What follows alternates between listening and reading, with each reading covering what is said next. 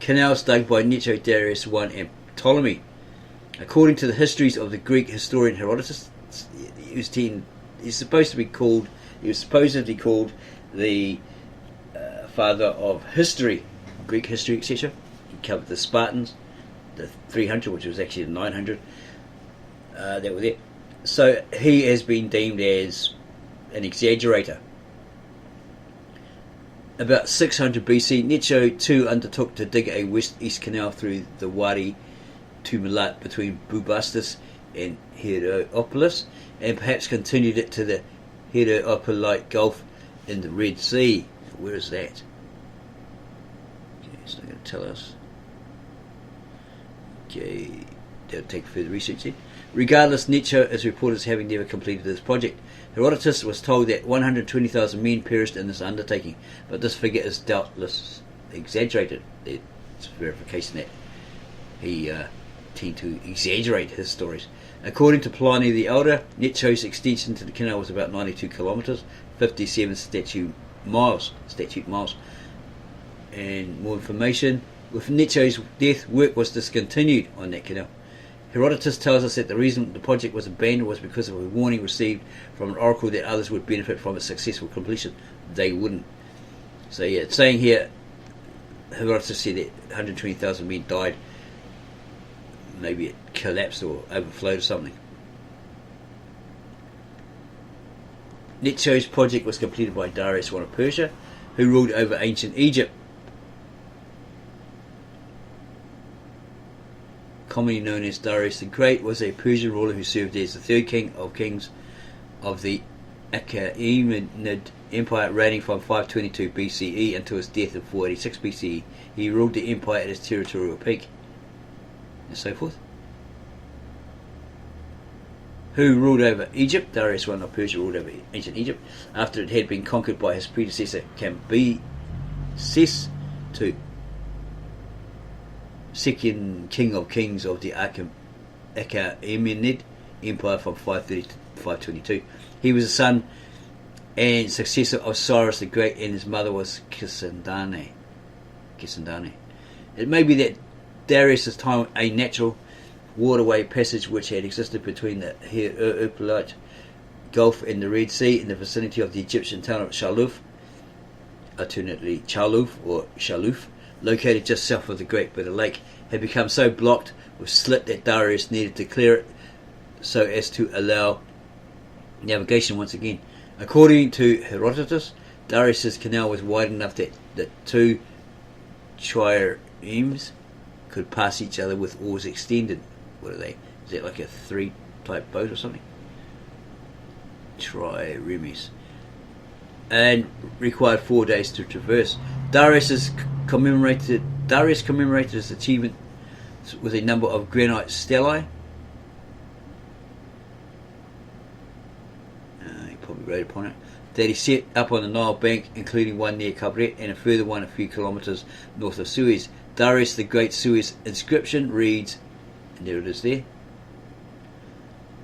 Text written in Old Persian, Elamite, Babylonian and Egyptian on 5 monuments erected in Wadi Tumilat, commemorating the opening of the canal of the Pharaohs between the Nile and the Red Sea. And he wrote, King Darius says, I am a Persian. Well, this is what he's saying. I am a Persian setting out from Persia. I conquered Egypt. I ordered to dig this canal from the river that is called Nile and flows in Egypt to the sea that begins in Persia. Therefore, when this canal has been dug as I had ordered, ships went from Egypt through this canal to Persia as I had intended. Darius inscription. The canal left the Nile at Bubastis, an inscription on a pillar at Pithom. It's probably in Egypt somewhere. The ancient city of Egypt. References in the Hebrew Bible and ancient Greek and Roman sources exist for the city, but its exact location remains somewhat uncertain. Okay, so this pillar at Pithom records that in 270 or 269 BCE, it was again reopened by Ptolemy to Philadelphus, obviously a son or descendant of him. Ptolemy II Philadelphus was the pharaoh of Ptolemaic Egypt, so these Greeks forced their way onto the throne. as kings or pharaohs. He was the son of Ptolemy, the Macedonian Greek general of Alexander the Great, who founded the Ptolemaic kingdom after the death of Alexander. Okay, so Ptolemy II Philadelphus in Arsinoe, or Cleopatra, was an ancient city at the northern extremity of the Heliopolite Gulf of the Red Sea. He constructed a navigable lock with sluices at the Heliopolite Gulf of the Red Sea, which allowed the passage of vessels but prevented salt water from the Red Sea from mingling with the fresh water in the canal. In the second half of the 19th century, French cartographers discovered the remnants of an ancient north-south canal past the east side of Lake Timsah, ending near the north of the Great Bitter Lake. This proved to be the canal made by Darius I, as his stele commemorating its construction was found at the site. This ancient second canal may have followed a course along the shoreline of the Red Sea, where it once extended north to Lake Timsah. And there's more information here. The ancient canal was re-excavated by Roman Emperor Trajan in the 1st century AD, who named it Amnus Chianus after himself. He reportedly moved its mouth on the Nile further south of its site, what is now Old Cairo. By the time of the Arab conquest in 641 AD, this canal had fallen out of use. The commander of the Muslim force, Amr ibn al-As, ordered that it be restored so as to improve connections between Egypt and Medina.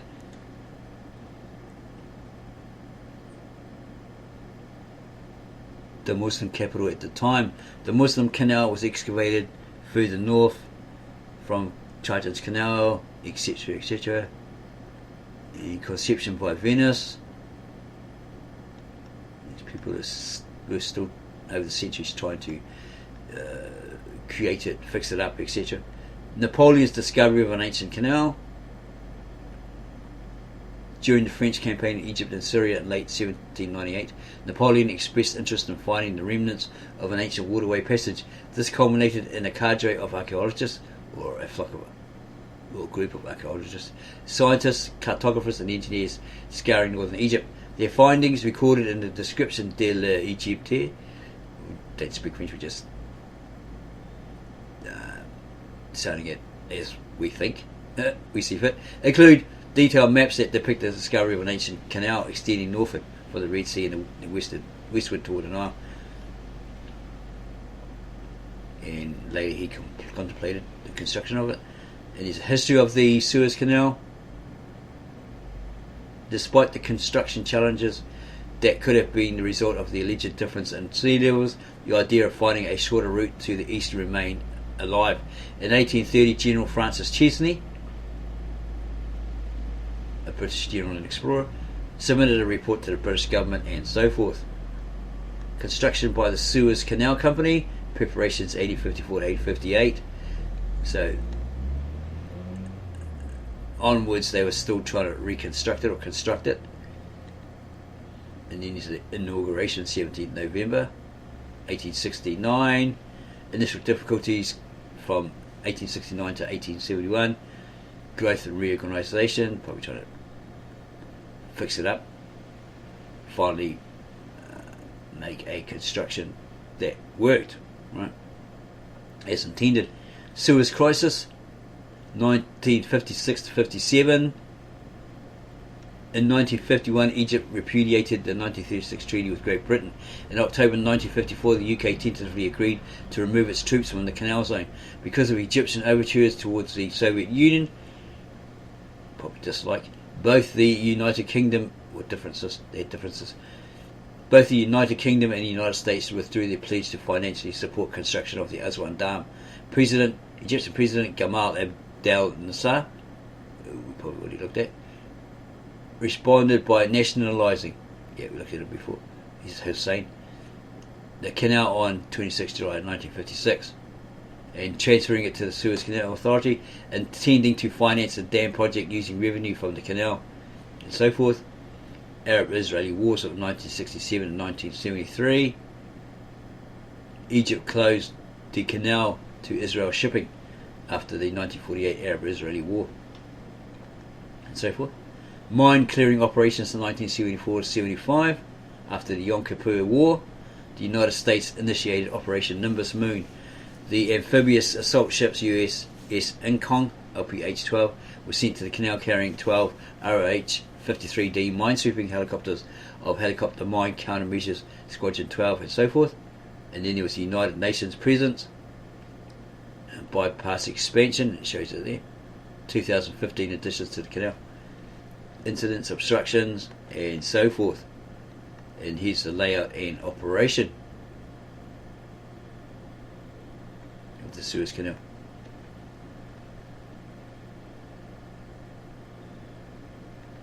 And here's some photos of the canal and ships moored at different places, aircraft carriers, container ships. And there's information on an operation, and there's some more pictures here of what it looks like from a bulk carrier and looks like a shipping convoy of supplies or something like that. And more information.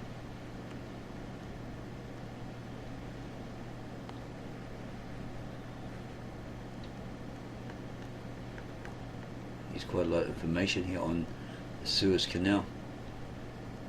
And here's some other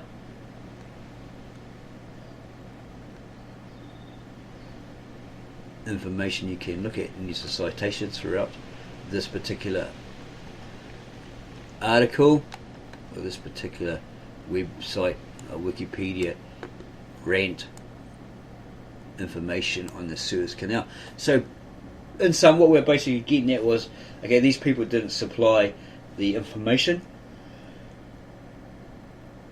about the Suez Canal. We're not too sure if it was edited out of that particular YouTube video. They possibly didn't because of film time. We can understand that. We believe that if that was what happened. So, yeah, again, in sum, we're basically saying through this video that the Egyptians, possibly the Egyptians, first started trying to build this canal, and then over the millennium, over the centuries, others tried, until you have what you have today. There's a lot of people out there that say, oh yeah, it was created by man, etc, etc. Yeah, it actually was over the many millennium, the many centuries, starting from Egypt to modern day. So, as this person detailed in the video, it was all once one landmass. There was no separation until the two tectonic plates shifted, causing an earthquake, probably a volcanic eruption, all this sort of stuff. And then these lands separated. So Egypt, Israel were actually one landmass, and it was Africa. Yeah.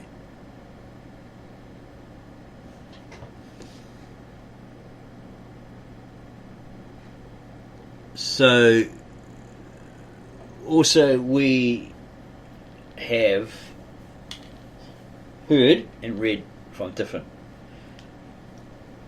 Pan-African factions, Hebrew Israelite movements, all this sort of stuff,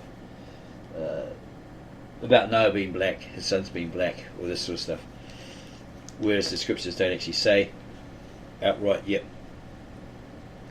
Noah was black, his sons were black, and their sons were black.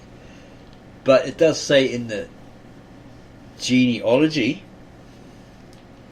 list that his son Cam, erroneously translated as Ham, was he had a son called Canaan, and he was cursed to be a servant of his brothers or his uncles or whatever they were. Because don't forget, he was the son of Cam. So his other two brothers, Cam's other two brothers, Japheth and the other one, I've forgotten his name, escapes us. This guy would have been a nephew or something like that, right? But the son of Cam. So he was cursed by Noah to be their servant. So in this genealogy list in Genesis, it states that, it reads that his sons became his descendants became the people who obviously had sons and daughters, descendants, etc., in the land of Put, Mithraim, and Canaan. Okay, Mithraim or Mithraim being translated from the Hebrew as Egypt. But what people got to understand is you can't say that those people there were black. Okay? You don't know that. The scriptures aren't saying and they were black. Right? They were Africans.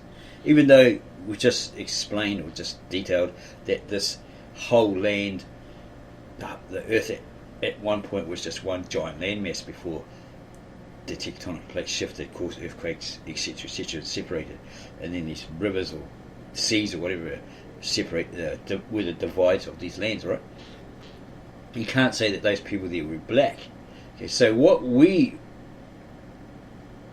believe, because of what we've read through our own personal research, is that at some point these Egyptians, these Africans, invaded that area. They took it for themselves. It's probably somebody else that was the indigenous. We're not saying they were black. We're not saying they weren't black. We're not saying they were white. But somebody else occupied it. Okay? When Abraham, the patriarch from Ur of Chaldee, and the Hebrews went into that land because they're promised by God, Abraham was promised by God, leave his land, pick up all his family and his belongings and go to this land that he's giving him, Canaan, right? They dwelled amongst pagans. There's already indigenous people there who had their own religion, their own culture, language, etc. Ugaritic. They had their own gods, El, Baal, etc. So these descendants of Abraham eventually adopted and adapted them, and somewhere along the way some copyist or writer of these scriptural texts scripted it wrong.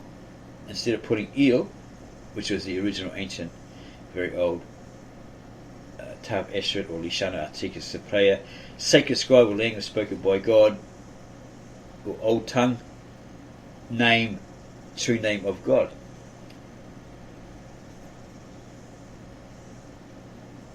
So they've scripted this pagan god, El, Yahweh, Baal, etc., into their texts.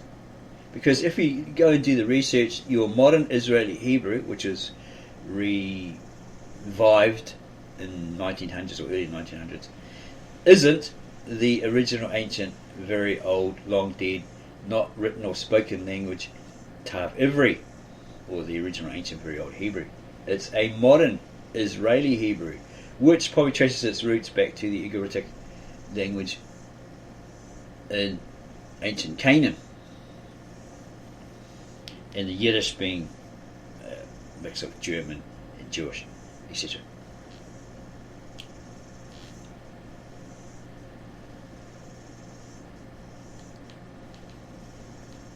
So you have to be very onto it, very wary in that case.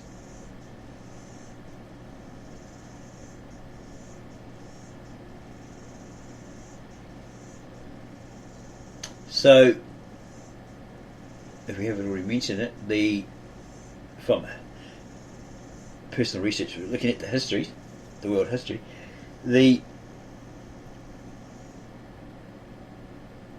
pre-Egyptians wandering the desert regions. Okay, so these Egyptians were descendants of Noah's sons, one of them being Cam, or Canaan, right? Because it says in genealogies, it mentions the descendants who were in Mithraim in the Hebrew, Egypt, and Canaan, the land of Canaan. So, looking at history, these pre-Egyptians that made these mounds and got more advanced, etc., and then kept moving down the Nile or towards the Nile, and then built this empire, built these pyramids, this empire, ancient Kemet, etc., and they become this great civilization when the north, which was actually the south, and the south, which was actually the north, upper lower Egypt, united, and they became this extraordinary civilization, right? They invaded Canaan. They basically owned it, ruled it. They created fortified forts with towers, etc., for that desert region. Maybe there's a passageway, a lot of hills, a lot of sand, desert, hot desert. So any foreign entities or parties or invaders had to come through this like desert passageway. So they have these forts, these towers, possibly someone watching them, watching for invaders like the Hittites, Kassites, whoever. So they were pre-warned. So the Egyptian army would go out there, meet them halfway, battle them and defeat them, and take them back as slaves and whatever they possessed, weaponry, whatever. So their whole territory would have covered Put, Canaan, etc. We did find a map on another video, a previous video that we uploaded, where it looks like the Middle East, or the eastern regions, the Near East, consisting of Iraq, Iran, etc., had merged into Egypt. It showed this green part of this map, and we were not too sure, but it seemed to be hinting that these people had gone into that land and possibly invaded it and ruled it. We're not too sure on it. We're still questioning that particular map. Why did they do that? Anyway, these Egyptians invaded those areas and they ruled it, and then they invaded other areas. They extended their kingdom, like most kingdoms do, right? Kings and kingdoms do, for the benefit of their empire, their kings and their peoples, right? So we may leave the there. We hope that this has provided all with further insight through the information about Suez Canal, Egypt, and their role they played in it, and so forth, up to modern day. We're just basically presenting this to clear up any falsities, any movements out there saying, well, this, that, the claim, or the actual claim that Egypt and Israel were once one big landmass, Africa, etc., etc. We've cleared that up. We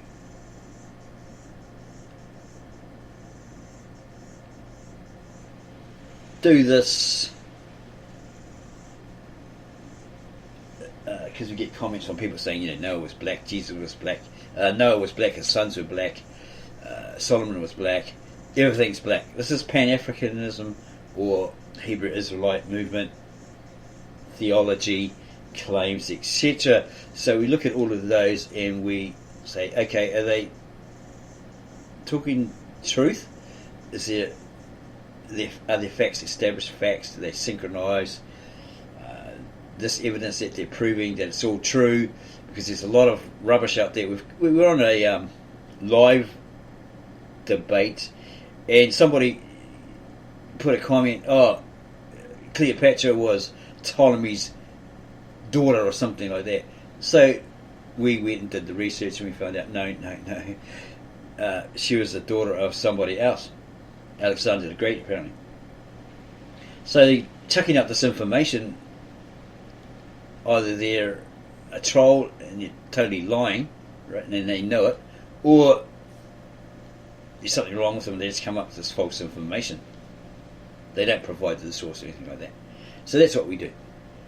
We listen, we watch, we listen, and then we go to the research to clear up claim statements like that. Okay, so we'll end it there. We hope that this video has given you insight. It's opened your eyes to the truth about the Suez Canal from ancient times to modern day. It's basically to help further your knowledge on the Suez Canal. So if you like this video, subscribe to us, give us a like, add your comments below the video, and we'll get back to you on those as soon as we can. And then go share this information, this video, with all your friends, family and others. You never know, you might have a child attending a school that's undertaking a project needing the information on the Suez Canal, and this video could help them achieve A+, etc. Thank you for taking the time to watch this, our latest video upload. Don't forget to subscribe to us, give us a like, add your comments below, and then go share this video for your family, friends and others.